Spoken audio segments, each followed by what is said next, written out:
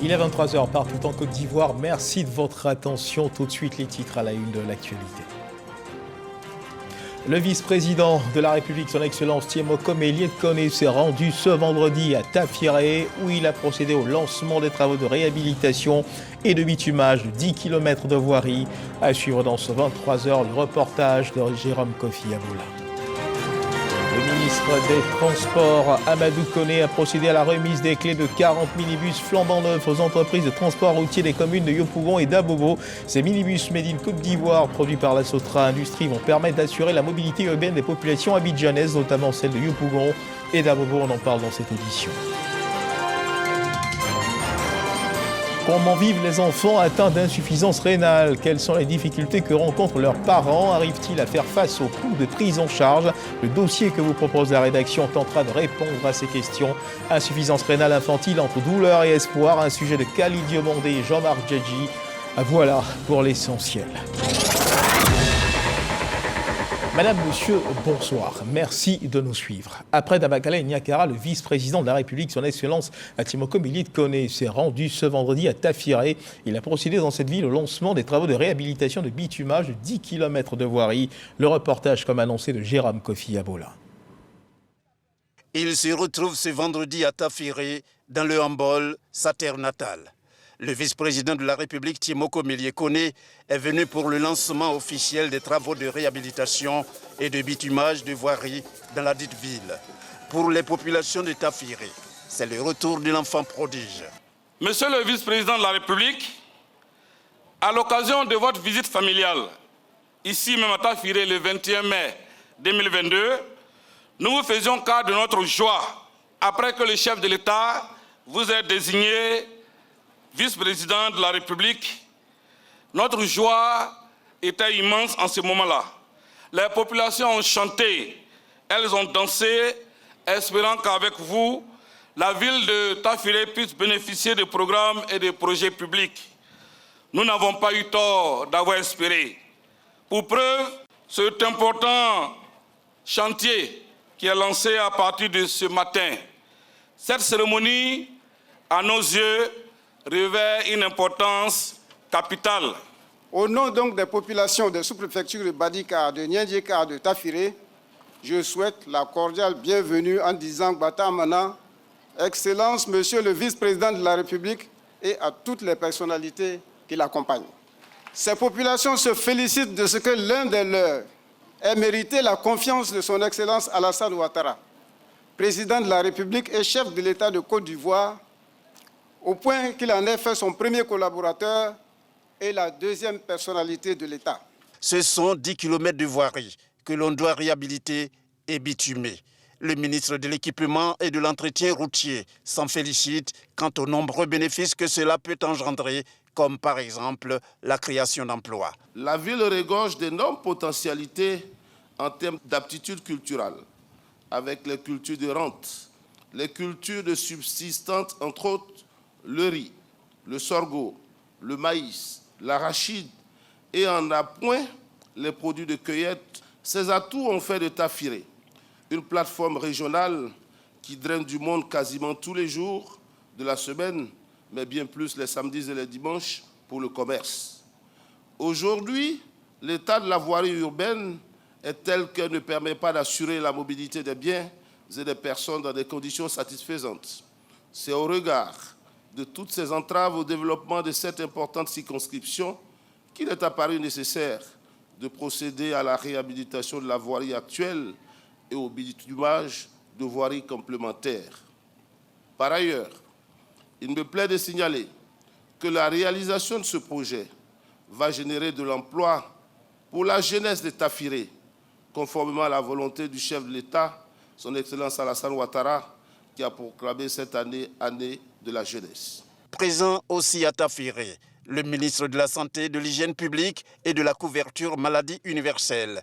Une présence qui a rapport avec la mise en chantier sur place d'un certain nombre de projets sanitaires, notamment la réalisation d'un centre hospitalier régional. Les travaux de rénovation visent à terme, d'ici décembre 2023, à doter le centre de santé urbain qui deviendra l'hôpital général de Tafiré de nouveaux services, notamment une maternité, une unité néonatologie équipée de 2 blocs et d'un service de réanimation, des services d'urgence, d'une pédiatrie, d'un service antituberculeux, d'un laboratoire, d'une radiologie et d'un service ORL. Pour le vice-président de la République, la joie d'être parmi les siens par cette même occasion est sans limite. Merci à vous de vous être déplacés, si nombreux aujourd'hui encore, pour être les témoins privilégiés de cette cérémonie. Vous témoignez ainsi votre attachement et votre adhésion à la politique de développement inclusif prônée par son Excellence M. Alassane Ouattara, président de la République de Côte d'Ivoire. Hier, nous étions à Dabakala et à Niakara pour procéder au lancement des travaux de bitumage des routes Dabakala Satama Sokoro et Niakara Tortilla. Aujourd'hui, c'est au tour de la ville de Tafiré d'accueillir le train du développement piloté par le président de la République. Il a ainsi plu au grand bâtisseur, son Excellence Alassane Ouattara, d'accorder à la ville de Tafiré des travaux d'aménagement, le bitumage des rues, ainsi que la réhabilitation et le renforcement de son centre de santé. L'acte symbolique de lancement à valeur de témoignage de cette nouvelle action majeure de recherche du bien-être de toutes les populations de Côte d'Ivoire, y compris les populations de Tafiré. Les travaux de réhabilitation et de bitumage de voirie à Tafiré s'élèvent à environ 7 milliards 500 millions de francs CFA. L'exécution de ces travaux va durer 12 mois. Reportage de Jérôme Kofi Abolin, le vice-président de la République, qui a procédé hier jeudi au lancement des travaux de bitumage de la voie Niakara-Madougou-Tortilla. Thiemo Milié-Koné encourage et exhorte les équipes techniques en charge du bitumage de la dite voie à respecter le délai d'exécution des travaux, soutenant que les populations bénéficiaires attendent impatiemment. Charles Tatou. Depuis des années, les populations des localités de Niakara-Madougou, chef-lieu du département du même nom, et Tortilla nourrissaient le rêve de voir un jour l'axe reliant leurs deux villes revêtu de bitume. Ce rêve devient maintenant une réalité. En visite de travail dans la région du Hambol, accompagné du Premier ministre Patrick Achi et 2 membres du gouvernement, les ministres Moussa Sanogo du budget et du portefeuille de l'État et Amédée Kofi Kwaku de l'équipement et de l'entretien routier. Le vice-président de la République, Thiemo Milié-Koné, s'est rendu à Niakara-Madougou après Dabakala. Il y est arrivé pour le lancement des travaux de bitumage du dit axe, accueillis dans une ferveur par les cadres et les forces vives de la localité. Occasion pour le maire de la commune et le député de Niakara de réaffirmer la joie des populations. Population de Niakara, disons infiniment merci au miséricordieux pour les grâces qu'il répand sur la commune de Niakara ainsi que le département. Au-delà du désenclavement de la sous-préfecture de Tortilla, elle contribuera fortement au développement économique et social de nos populations. Le ministre Amédée Kofi Kwaku est revenu sur la description des travaux. Cette route sera à terme prolongée jusqu'à Dikodougou, créant ainsi une liaison directe entre le peuple Tabana et le grand peuple Sénoufo dans un cadre d'intégration régionale. C'est-à-dire à quel point l'impact de ce projet sur les activités socio-culturelles et économiques de la région sera considérable pour les 2 localités. Pour le vice-président de la République, Thiemo Milié-Koné, sa visite dans la localité s'inscrit dans le cadre de la concrétisation de la promesse du chef de l'État Alassane Ouattara. Promesse faite lors de sa visite d'État dans la localité. La route rapproche, la route unit, la route fait des frères et des sœurs. La réalisation simultanée de tous ces projets réparties sur l'étendue du territoire national est la preuve tangible que le pays avance inexorablement vers le développement sous la haute autorité du président de la République, Son Excellence Alassane Ouattara. Longue de 53 km, la voie Niakara-Madougou-Tortilla va engloutir plus de 48 milliards de francs CFA en termes de travaux de bitumage. Retour dans la capitale économique, le projet d'adressage du district d'Abidjan sera bouclé dans 12 mois. Le ministre de la Construction, du Logement et de l'Urbanisme a signé mercredi dernier une convention cadre de partage de données avec la Poste, le BNet, l'INS et le ministre en charge du budget afin de créer un panier d'informations uniformisé et fiable. Objectif, faciliter les interventions de l'État. Lanciné Bakayoko. À travers ce projet, il s'agit de donner des adresses à l'ensemble des rues, des habitations et des sièges professionnels installés dans les 13 communes du district d'Abidjan. Cette convention cadre de partage de données crée une base unique pour les administrations postales, fiscales, statistiques, celles en charge des études techniques et surtout de l'urbanisme et vise à faciliter les déplacements. Ce nouveau projet d'adressage tranche avec les opérations menées précédemment en Côte d'Ivoire, voire même dans la sous-région. Le gouvernement ivoirien affiche clairement son ambition et sa volonté de mettre l'adressage au service de la modernisation de notre administration et au service du développement économique de notre pays, comme nous le rappelions tout à l'heure. Dans les aspects des dénominations, il a été pris en compte l'histoire de la Côte d'Ivoire, sa géographie, sa faune, sa flore, ses réalités culturelles et sportives. Plusieurs grandes personnalités qui ont fait l'histoire du pays seront également immortalisées. Outre les facilités à se déplacer dans la ville, l'adressage devrait aussi optimiser la mobilisation des recettes fiscales. En 2018, sur 12 000 voies répertoriées, seulement 513 avaient une identité officielle, soit 4%. D'où le projet d'adressage du district d'Abidjan. Grâce à cette importante réforme engagée par le ministre Bruno Nabagné-Koné, l'adressage sort la mégapole économique abidjanaise des identifications rudimentaires. Et toute autre chose à présent, le ministre des Transports, Amadou Koné, a procédé à la remise des clés de 40 minibus flambant neufs aux entreprises de transport routier des communes de Yopougon et d'Abobo. La remise de ces véhicules estampillés de l'Abidjanaise est la phase pilote du projet de rajeunissement du parc automobile du transport routier en Côte d'Ivoire. Ces minibus Made in Côte d'Ivoire, produits par la Sotra Industrie, vont permettre d'assurer la mobilité urbaine des populations abidjanaises, notamment celles de Yopougon et d'Abobo. Frédéric Olaï, Sephora Zeyi. 40 minibus neufs à usage Baka, remis aux entreprises de transport urbain basées dans les communes de Yopougon et Abobo. Estampillés l'Abidjanais, ces véhicules montés de toutes pièces par Sotra Industrie, une filiale de la Société des transports abidjanais. Notre engagement demeure le même en termes de production. Et je suis très heureux de vous annoncer que la production de ces véhicules recevra un coup d'accélérateur à partir de fin février 2023. Une action qui vient répondre aux attentes des professionnels du secteur.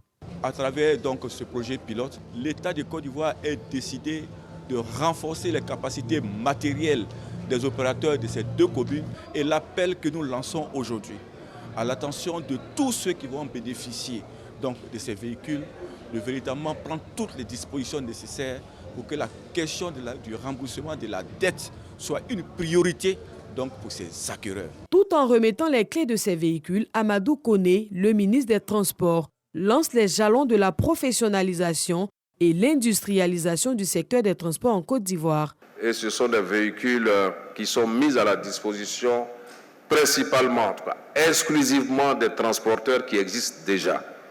Et cela va nous aider non seulement à renouveler le parc automobile, mais à faire en sorte que nous créions l'industrie automobile en Côte d'Ivoire. Occasion pour le ministre d'évoquer la question du permis à points.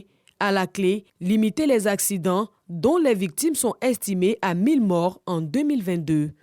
Et tout ce que nous faisons aussi, c'est pour faire en sorte que nos concitoyens se déplacent dans de très bonnes conditions. Je le dis souvent aux uns aux autres, je suis le ministre des Transporteurs, mais je suis avant tout le ministre des Transportés. et mon rôle est de faire en sorte qu'ils soient transportés dans de bonnes conditions, qu'ils puissent aller et venir sans mourir sur la route. Cette phase pilote de minibus annonce des perspectives heureuses pour les transporteurs routiers. 500 autres nouveaux véhicules seront mis en circulation dans le district d'Abidjan ainsi qu'à l'intérieur du pays. Décrété année de la jeunesse, 500 taxis seront mis à la disposition des jeunes au cours de cette année 2023. Le ministre de l'Emploi et de la Protection sociale est en campagne de sensibilisation dans les gares routières. L'objectif de cette campagne est d'inviter les transporteurs à adhérer à la couverture maladie universelle et au régime social des travailleurs indépendants de la CNPS. Ces deux produits sont les fruits de la politique sociale du président de la République, Alassane Ouattara. Les transporteurs de la commune d'Abobo ont été invités à se déclarer à la CNPS et à la CMU pour bénéficier de prestations. Serge Coléa. Les agents de la Caisse nationale d'assurance maladie et ceux de la CNPS, la Caisse nationale de prévoyance sociale, n'ont pas chômé à la gare routière d'Abobo. Dès l'installation des stands d'enrôlement, les transporteurs affluent. On sent que les gens sont beaucoup plus intéressés parce que l'information est bien passée. On n'a pas besoin de trop parler. On a enrôlé plus de 50 travailleurs indépendants aujourd'hui. L'affluence est telle que nous-mêmes, ça nous supporte. Tout le monde veut se faire enrôler, tout le monde veut se soigner moins cher. Et on avoisine par jour un taux de 100 à 150 personnes qu'on enrôle. L'engouement est palpable. Le contexte favorable pour mener la sensibilisation conduite par le ministre de l'Emploi et de la Protection sociale. Avoir une assurance maladie et cotiser à la CNPS pour jouir d'une pension de retraite, c'est possible, même quand on est chauffeur de véhicules de transport en commun travaillant à son propre compte. Abobo et ses nombreux transporteurs constituent une étape importante. Les responsables de la gare ont exprimé leur adhésion. Ils se sont engagés à relayer le message. Le ministre Adama Kamara les a exhortés à continuer de s'inscrire dans cette politique sociale du président de la République qui vient pour le bonheur des populations. Abobo n'a pas failli à sa tradition quand il s'agit du message du président de la République. La mobilisation en elle seule suffit pour dire que je suis extrêmement un homme heureux parce que Abobo a entendu le message que le président de la République m'a demandé de leur porter.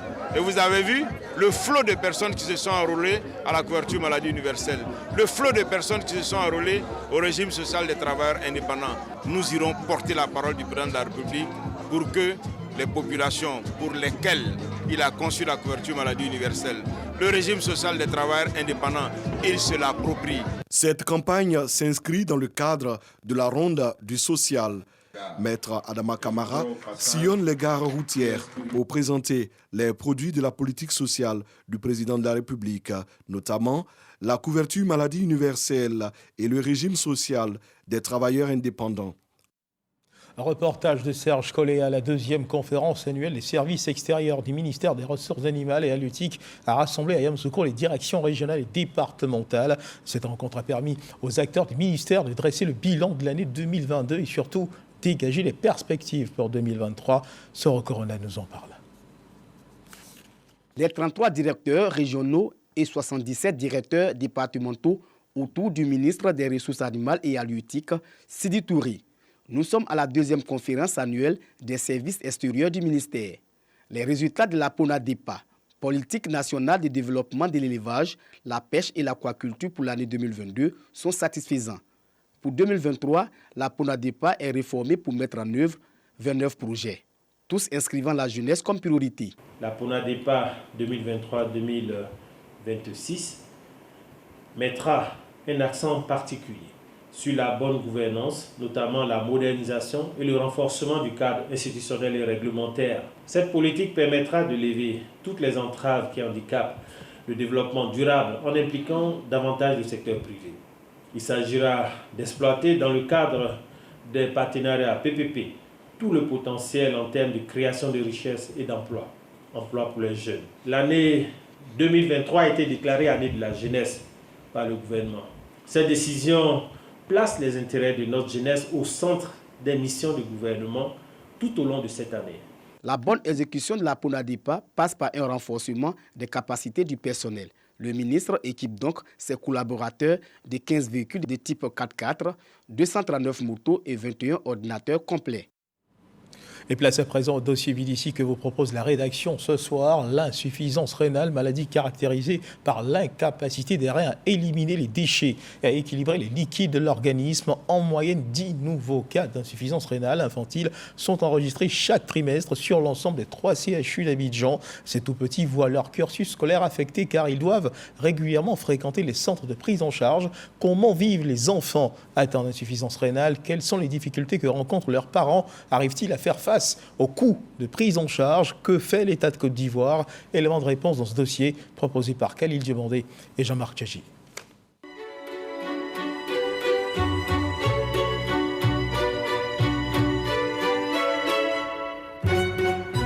À peine 17 ans, Barreau est atteint d'une insuffisance rénale chronique. Ses reins, censés éliminer les déchets de son organisme, ne fonctionnent plus. L'adolescent résiste à cette maladie depuis 4 ans. La seule alternative qui s'offre à lui, c'est la dialyse. C'est le rein artificiel. Comme l'enfant, son rein ne fonctionne plus, donc c'est le rein qui permet d'épurer son sang, à nettoyer le sang. Il faut en moyenne 3 séances par semaine pour maintenir son équilibre vital. Une routine qui a complètement chamboulé le quotidien de Barreau. Mais fatigué. Je ne peux plus aller à l'école.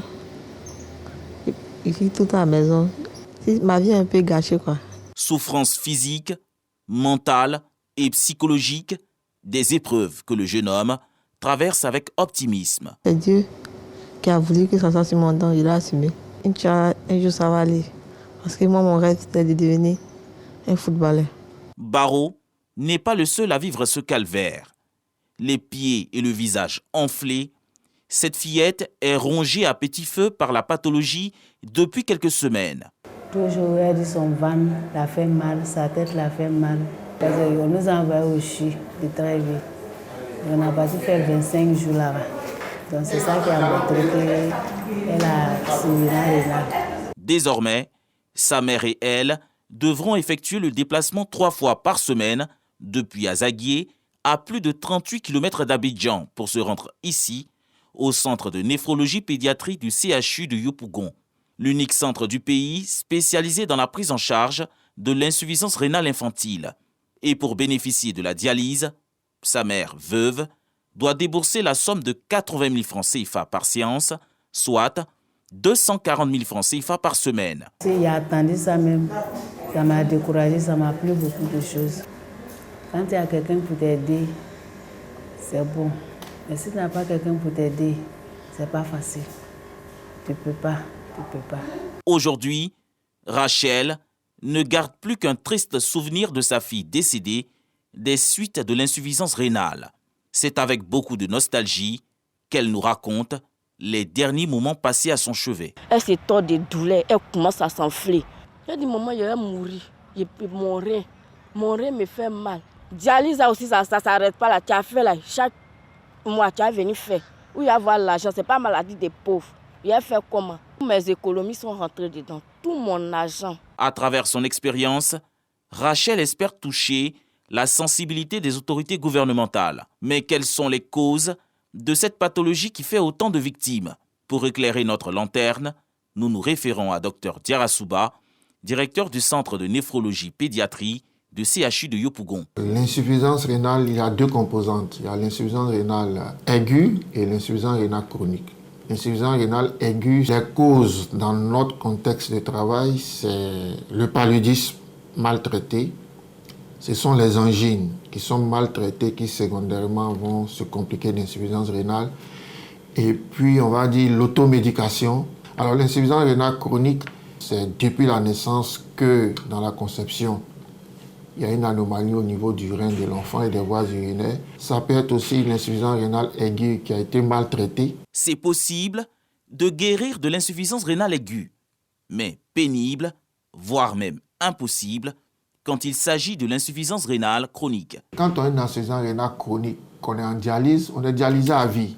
Mais ce n'est pas tout. Il y a des médicaments qu'il faut ajouter pour que cette dialyse-là soit de qualité. Il faut traiter l'anémie, il faut donner des médicaments pour que l'enfant n'ait pas de problème au niveau des os, pour qu'il puisse bien croître. Tout est à la charge des parents et c'est les ONG qui permettent à ces parents-là de continuer. Sinon, beaucoup de parents nous abandonnent. L'ONG SAF Côte d'Ivoire est l'une des organisations qui milite pour la cause de l'insuffisance rénale infantile. Chaque année, elle initie un dîner gala de bienfaisance. Des fonds y sont mobilisés et mis à profit pour prendre en charge la dialyse de certains enfants. Quand c'est vite pris en charge, l'enfant peut guérir. La preuve en est que l'ONG a accompagné une petite qui aujourd'hui s'est présentée devant vous. Donc nous voulons à notre manière inciter la population à tendre la main à ces enfants-là.